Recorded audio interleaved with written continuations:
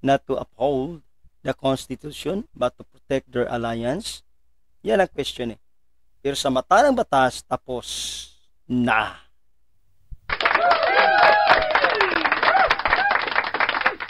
Pero sa Kongreso, padayon ang duda. Ayaw pumayag ng Kongreso at ng mga si Jokno din, nagmamatalino din. Actually, matalino si Jokno. Now, I believe in him when it comes to the law.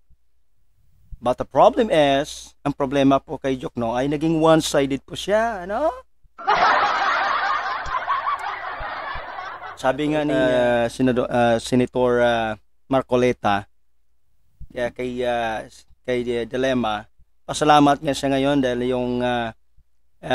yung EC, yung natawag nating Supreme Court ay hindi talagang yung ngipin ng sigurado Dilema ay may pupulutin ka rin, di ba? So yun anyway, po si Even Union Caugeo, paano ba pronounce yan?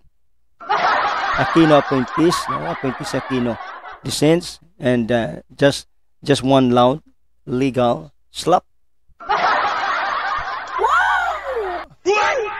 Now, those aying, the speakership are crumbling, hosting lunches and dinners this Sunday to lock in votes. So here's the real question.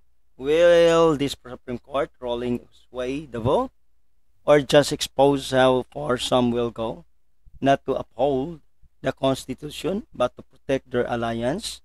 Yan ang question eh. Pero sa mata ng batas, tapos na.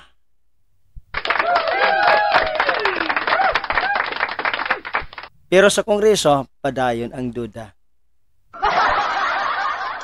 Galing din na ni Attorney Regal na mag-ano nito, ano? Okay, sige, panoorin natin natin po si